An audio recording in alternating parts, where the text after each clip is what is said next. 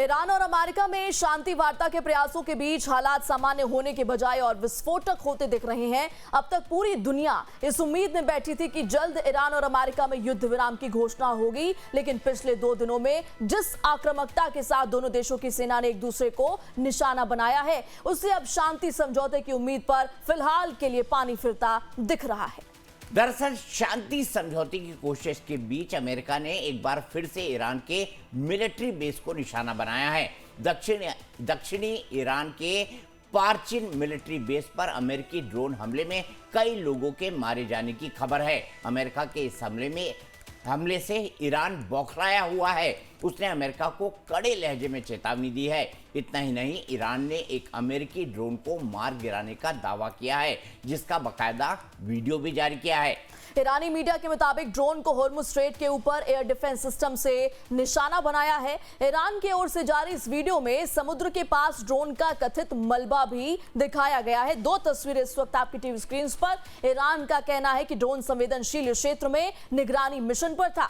इससे पहले अमेरिका ने होर्मुज में ईरानी बोट्स को निशाना बनाया था और दावा किया था ईरानी बोट होर्मुज स्ट्रेट के पास बारूदी सुरंग बिछाने के काम में जुटी थी। यानी एक तरफ शांति वार्ता के प्रयास जारी हैं, तो दूसरी ओर दोनों देश एक दूसरे को निशाने पर ले रहे हैं। लेकिन दुनिया की चिंता इतने पर खत्म नहीं होती है। खबर है कि ईरान एक बार फिर से फुल फ्लेज जंग की तैयारियों में जुटा है। रिपोर्ट के मुताबिक तेहरान को वॉशिंगटन पर बिल्कुल भरोसा नहीं है, लिहाजा ईरान के अधिकारी इस बार 3 मोर्चों पर सैन्य कार्रवाई में जुटे हैं। अब वो 3 मोर्चे कौन से, वो भी आपको बता देते हैं। पहला, मजबूत सैन्य तैयारी, दूसरा घरेलू समर्थन और तीसरा कूटनीति। ईरान की सेना और सरकार इन 3 मोर्चों को एक साथ मजबूत करने में जुटे हैं। साथ ही बातचीत का रास्ता भी खुला रखा गया है। ईरान मानता है कि होर्मुज स्ट्रेट उसकी सबसे बड़ी रणनीतिक ताकत है। दुनिया के बड़े हिस्से का तेल इसी समुद्री रास्ते से गुजरता है और इसी वजह से तेहरान इसे अमेरिका और उसके सहयोगियों पर दबाव बनाने के बड़े हथियार के तौर पर देखता है। ईरानी सरकार ने कहा है कि अगर अमेरिका के साथ फिर से युद्ध की शुरुआत होती है तो ईरान की सेना अमेरिका के सैन्य ठिकाने, ऊर्जा ढांचे और उससे जुड़े हितों को निशाने पर लेगा। कुछ दिन पहले भी आईआरजीसी ने चेतावनी दी थी कि किसी नए अमेरिकी हमले का जवाब पहले से ज्यादा हिंसक होगा और उसका असर मिडिल ईस्ट से बाहर तक महसूस किया जाएगा। ऐसे में सवाल उठना लाजमी है कि क्या एक बार फिर से मिडिल ईस्ट में जंग की चिंगारी भड़कने वाली है, और अगर ऐसा होता है इसका दुनिया की अर्थव्यवस्था पर कितना बुरा प्रभाव पड़ेगा, क्योंकि पिछले करीब 3 महीने से जारी संघर्ष की वजह से भारत समेत पूरी दुनिया में पहले से ऊर्जा संकट से जूझ रही है। और इस बीच खबर यह भी है कि अमेरिकी राष्ट्रपति डोनाल्ड ट्रंप आज अपने मंत्रिमंडल के साथ अहम बैठक करेंगे, जिसमें ईरान के संघर्षों पर विस्तार से चर्चा की जाएगी। उधर इजराइल के तेवर ढीले नहीं पड़ते दिख रहे हैं। इजराइल ने गाजा में हमास के नए सैन्य प्रमुख मोहम्मद ओदेह को निशाना बनाकर बड़ा हमला किया है। रिपोर्ट के मुताबिक इस हमले में 3 लोगों की मौत और 20 गंभीर रूप से घायल हैं। हालांकि हमास ने अभी तक मोहम्मद ओदेह की मौत की पुष्टि नहीं की है, लेकिन इजरायली मीडिया ने दावा किया है कि हमले में हमास का नया चीफ मारा गया है। यानी कुल मिलाकर लबोलुआब यह है कि एक तरफ शांति वार्ता के प्रयास तो दूसरी ओर भीषण जंग की आहट और तैयारी। इन सब के बीच पिसती पूरी दुनिया है। युद्ध भूमि में आज हम इस मुद्दे पर एक्सपर्ट के साथ चर्चा करने वाले हैं और इसी पर बात करने के लिए हमारे साथ कई सारे खास एक्सपर्ट जुड़ गए हैं। डॉक्टर अजिताभ हैं, जियोपॉलिटिकल एक्सपर्ट हैं। Retired major general Anuj Mathur हैं, डिफेंस एक्सपर्ट हैं। और retired group captain U K Devnath हैं, वो भी एक डिफेंस एक्सपर्ट हैं। अब सवाल ये खड़ा होता है कि पहले तो अमेरिका ने अपने जो नेवी है उससे बंदर अब्बास के पोर्ट के पास ईरानी बोट्स को निशाना बनाया जो वहां पर माइंस बिछा रही थी। अब ये कहा जा सकता है कि अमेरिका ने निशाना इसलिए बनाया क्योंकि स्टेटस को दोनों तरफ था सीज फायर के वक्त, लेकिन फिर उसके बाद अमेरिका ने मिलिट्री बेस पर हमला क्यों किया, इसकी तह में भी जाने की कोशिश करेंगे। ईरान ने रीपर ड्रोन्स को क्यों मार गिराया, इसकी भी तह में जाने की कोशिश करेंगे। क्या ये युद्ध की आग को और भड़काएगा? और साथ ही साथ इजराइल रुकता हुआ दिखाई नहीं दे रहा है। उसने गाजा में एक बार फिर से हमला कर दिया है। लेबनान में उसकी स्ट्राइक लगातार जारी है और वो अभी भी ईरान को सबक सिखाने की बात लगातार अमेरिका को कह रहा है, तो क्या अमेरिका और ईरान के बीच अगर कोई समझौता हो जाता है, मैं अगर इसलिए बोल रहा हूं क्योंकि इसमें बहुत अगर मगर है, ये बहुत दूर की कौड़ी है, और अगर हो भी जाता है तो क्या इजराइल ईरान पर हमला जारी रखेगा? इन्हीं तमाम चीजों पर बात करेंगे। जल माथुर, मैं सबसे पहले आपसे समझना चाहूंगा कि ईरान की मिलिट्री बेस पर हमला, क्या ये युद्ध विराम का उल्लंघन है या इसके भी कोई लॉजिकल रीजंस है अमेरिका के पास कि उसने मिलिट्री बेस पर यह हमला क्यों किया? जय हिंद दीपक। देखिए, अमेरिका के पास लॉजिकल रीजन नहीं है। ये इसकी मैं वजह बताता हूं आपको। अमेरिका ने हमला क्यों किया, ये बात हमको समझने की जरूरत है। अमेरिका प्रिटेक्स्ट ले रहा है कि जो जो जो तो युद्ध विराम का जो तोड़ा गया वो ईरान की तरफ से तोड़ा गया, क्योंकि उसी दौरान में ये सबसे इंपॉर्टेंट इशू था कि आप कोई भी ऐसी ऑफेंसिव एक्टिविटी नहीं करेंगे जिससे कि युद्ध की तरफ बढ़ता हुआ नजर आए, या कोई भी ऑफेंसिव एक्टिविटी नहीं करेंगे। और किसी भी प्रकार का माइन लेइंग जो है, वो माइन लेइंग एक्टिविटी हमेशा एक ऑफेंसिव एक्टिविटी के अंदर शामिल होती है। और जब आप युद्ध विराम की बात कर रहे हैं तो उसको कहीं ना कहीं अमेरिका ये दिखाने का प्रयास कर रहा है कि वो युद्ध विराम का को रोकना, युद्ध विराम का उल्लंघन किया ईरान ने। उसके लिए उन्होंने उनके पावर्ड बोट्स के ऊपर हमला किया, और फिर जो हमला उसके बाद उनके पोर्ट्स के ऊपर किया गया, उसकी दो वजह है। पहली वजह तो किसी भी प्रकार का रिएक्शन वहां से आने को, उसको पहले प्रीएम्प्ट कर दिया जाए उस रिएक्शन को।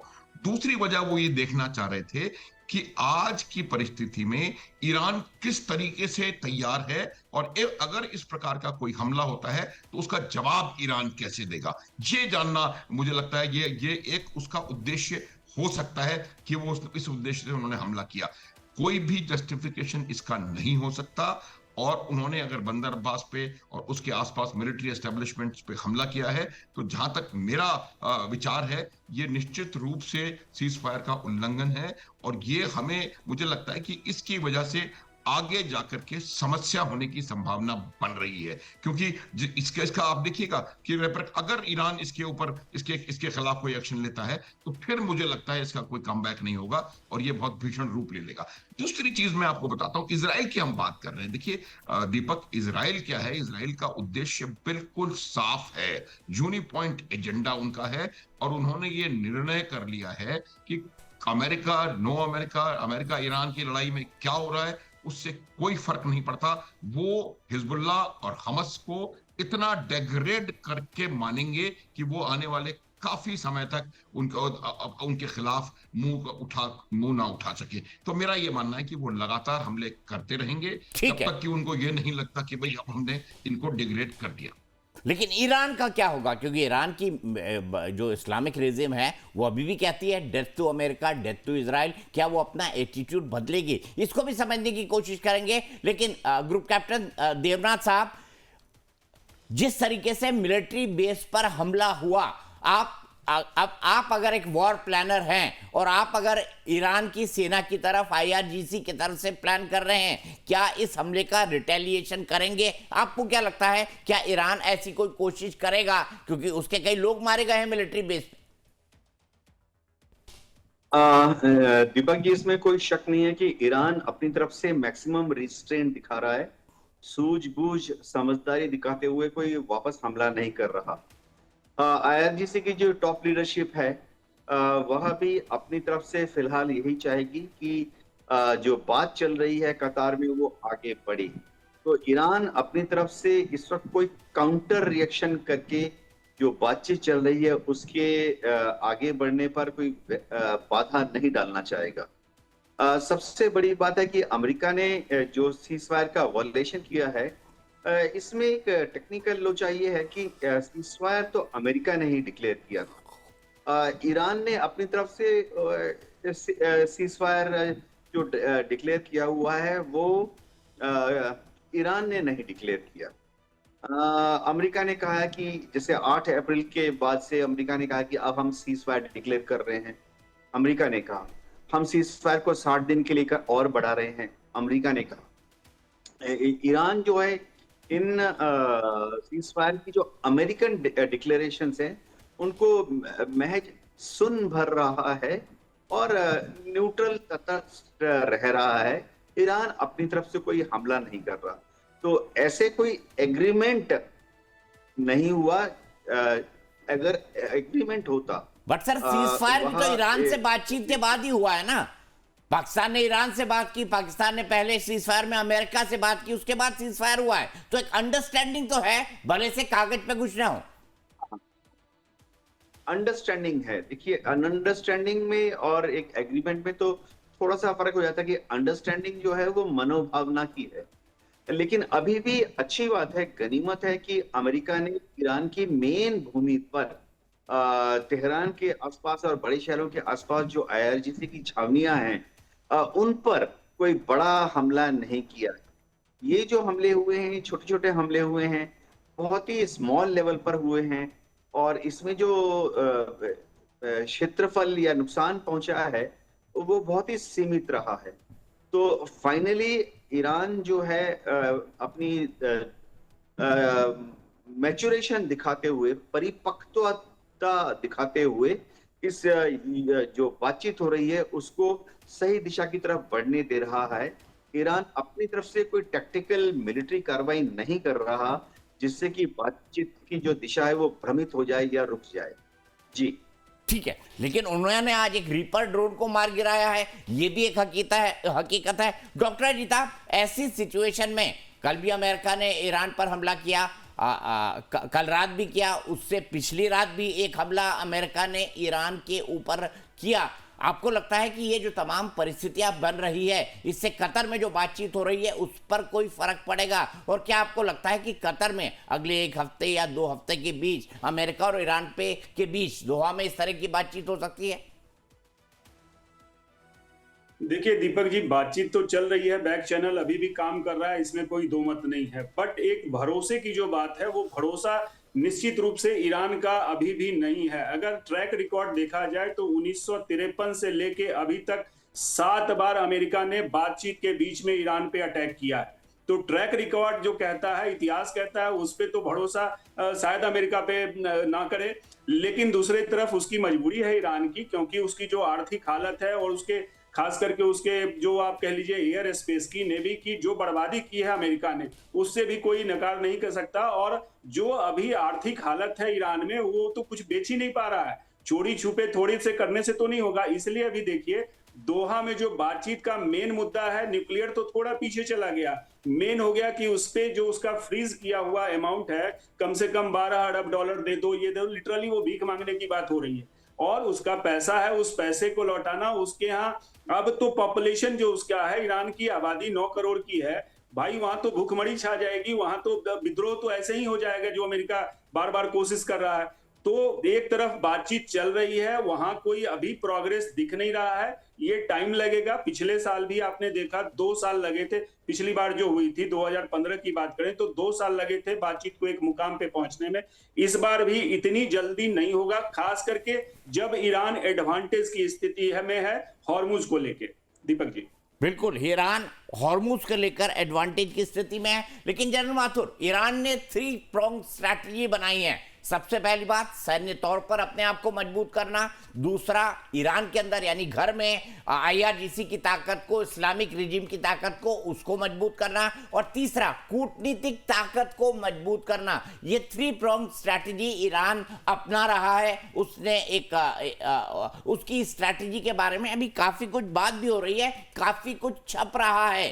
क्या ईरान, जैसे डॉक्टर अजिताब जी कह रहे हैं कि ईरान में अगर भुखमरी पैदा हो गई तो उससे IRGC और इस्लामिक रिजीम को बहुत बड़ा टेंशन होगा, क्या आपको लगता है जो नई परिस्थितियां बन रही हैं उसके बाद ईरान 3 से 6 महीना और इस युद्ध को खींचने में सक्षम है, या अभी ही वो चाहेगा कि भाई हमारे आर्थिक प्रतिबंधों को थोड़ी थोड़ी एक एक करके ढील दे दे, हमारे फ्रीड पैसे और संपत्तियों को वापस करें और हमें तेल को बेचने की इजाजत दे? अब क्या होगा, आपको क्या लगता है? देखिए दीपक, मैं आपको एक बात बताऊं, ये बात हमेशा से मैं कन्विंस था और कहता रहा हूं कि जो ईरान में जनवरी में जो प्रदर्शन हुए थे, उन प्रदर्शनों का मूल कारण ये था कि दशकों का आर्थिक कुप्रबंधन, जिसकी वजह से वहां पर एग्जिस्टिंग जो इन्फ्लेशन था जो वहां पर भुखमरी, वहां पर गरीबी, वहां पर अनएम्प्लॉयमेंट, ये तमाम चीजें इतनी ज्यादा हो गई थी। 40% जब इन्फ्लेशन था तब वहां पर प्रदर्शन हुए। आपने 20, 25, 30 हजार लोगों को मार करके उस प्रदर्शन को कुचला। उसके बाद आज जो परिस्थिति है वो 70 से 80% के बीच में, खबरें आपको डायरेक्ट मिल नहीं रही ईरान से निकल करके, इन्फ्लेशन पहुंच चुका है। और यही चीज है कि अगर ये उनकी ये आर्थिक स्थिति इसी प्रकार की और कुछ समय रही तो जो प्रदर्शन उस समय हुए थे वो प्रदर्शन उनकी राष्ट्रीयता की भावना से ऊपर उठ करके वो दोबारा मुझे लगता है कहीं ना कहीं वहां से आवाज आनी शुरू हो जाएगी। कुछ दिन पहले मैंने आपको बताया था कि उनका एक सुन्नी लीडर है, पॉलिटिकल कोई लीडर है जो कि ईस्टर्न ईरान में है, सिस्तान बलोचिस्तान वाले इलाके में काफी पावरफुल लीडर है। उसने यही कहा था कि आप अल्लाह को जाके क्या शक्ल दिखाओगे कि आपने देश को बर्बाद करवा दिया। ये मैं आपको बता रहा हूं दीपक कि मुझे जो लग रहा है वो ये है कि जिस प्रकार से पाकिस्तान में आर्मी पाकिस्तान को रूल करती है, उसी प्रकार से आज की तारीख में पूरा का पूरा कब्जा ईरान की सोच पर, ईरान के काम करने के तरीके पर और ईरान के जो भी चीज का जो बातचीत है या जो भी है उस पर IRGC का कब्जा है। और IRGC बहुत जबरदस्त तरीके से रेडिकलाइज्ड ऑर्गेनाइजेशन है जो अपने देश के 20, 25, 30, अगर ये इसमें जाति भी नंबर बढ़ा रहे हैं तो हजारों लोगों को कत्ल सिर्फ इस बात के लिए कर सकता है कि वो मने के खिलाफ प्रदर्शन कर रहे हैं, उनकी नीतियों के खिलाफ प्रदर्शन कर रहे हैं। तो आप सोच सकते हैं उनका माइंडसेट किस प्रकार का है। तो आज की ये परिस्थिति है। जो प्रश्न आपका है, मैं ये कह रहा हूं कि मुझे लगता है कि ईरान तो आज भी और अधिक लड़ने की परिस्थिति में नहीं है आर्थिक रूप से, लेकिन जब आप अपनी रेजिलियंस, अब अपनी इज्जत और इन चीजों की बात करते हैं तो महाराणा प्रताप की तरह आप बात कर सकते हैं कि मैं कांच की रोटी खाऊंगा और लड़ता रहूंगा, लेकिन वो समय जो है अभी थोड़ा सा मुश्किल में है।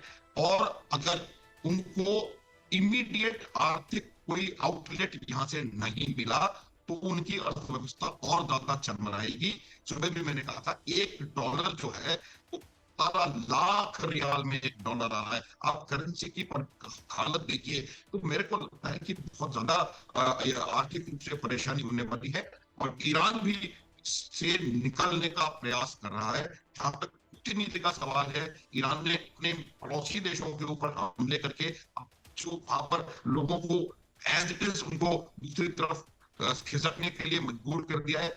हालांकि वो कह रहे हैं कि उन्होंने मिलिट्री बेसिस पे हमला किया था। नीति में भी मुझे लग रहा है कहीं ना कहीं ईरान पिछड़ रहा है।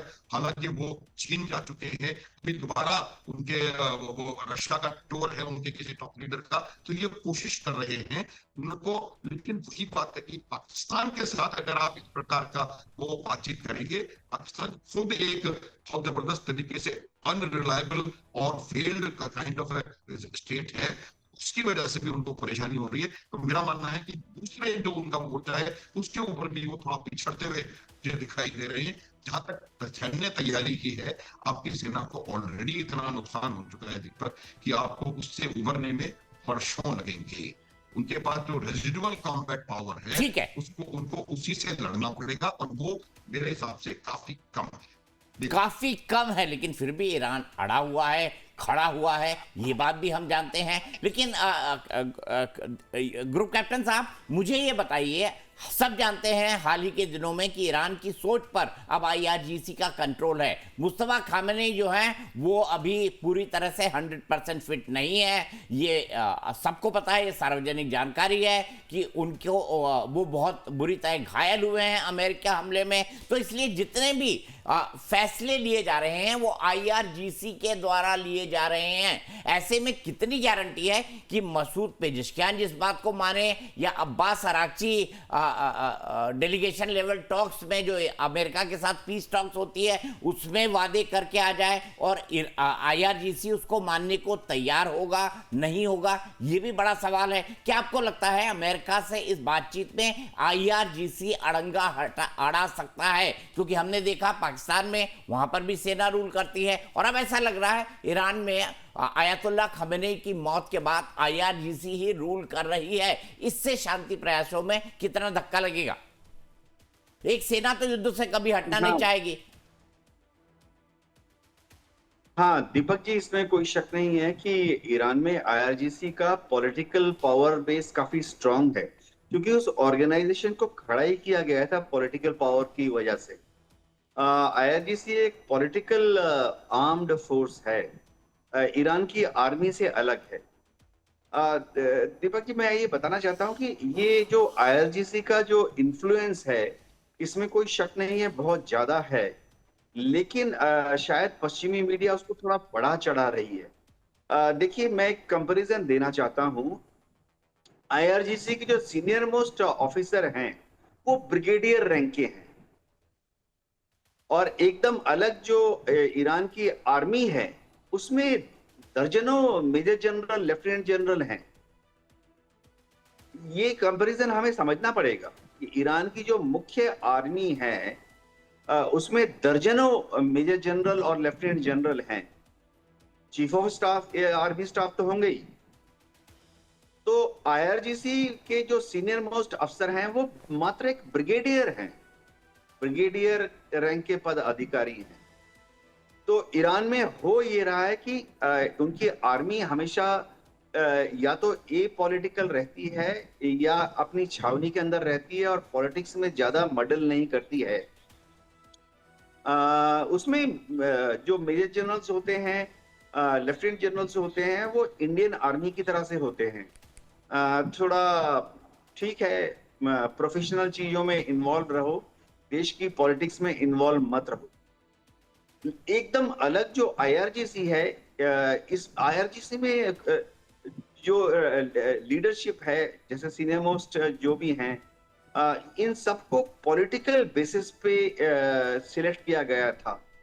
जैसे हमारे यहाँ पर हम कहते हैं ना कि यूपीएससी का एग्जाम हुआ, रिटन टेस्ट, इंटरव्यू हुआ, फिर एक मेडिकल हुआ। ये सब जो प्रोसेस है वहां पर ईरान की आर्मी में होता है। जब उनको ईरान की आर्मी के लिए सिलेक्ट करना पड़ता है अफसरों को। आईआरजीसी के लिए पॉलिटिकली लिंक्ड फैमिली से बच्चों को जैसे उठा लिया जाता है, मैं पिछले 40 साल, 30 साल, 20 साल से बात कर रहा हूँ, और फिर उनको कैप्टन मेजर बना दिया जाता है। तो क्या वो वाकई पेजेश्कियान को इग्नोर कर रहे हैं? क्या वो वाकई आरागची की बात नहीं सुन रहे हैं? इसमें ऐसा सोचना पड़ेगा कि आईआरजीसी एक इम्पॉर्टेंट पॉलिटिकल फीडबैक देती है, बहुत ही अहम रोल अदा करती है। लेकिन ये सोचना कि वो आयतुल्ला जो हैं, सुप्रीम लीडर जो हैं, उनको गौण बना देंगे, छोटा बनाकर खुद ब्रिगेडियर साहब जो कि आईआरजीसी के हैं, वो ईरान चला रहे हैं या विदेश नीति को डिक्टेट कर रहे हैं, ये थोड़ा पश्चिमी मीडिया की उपज है।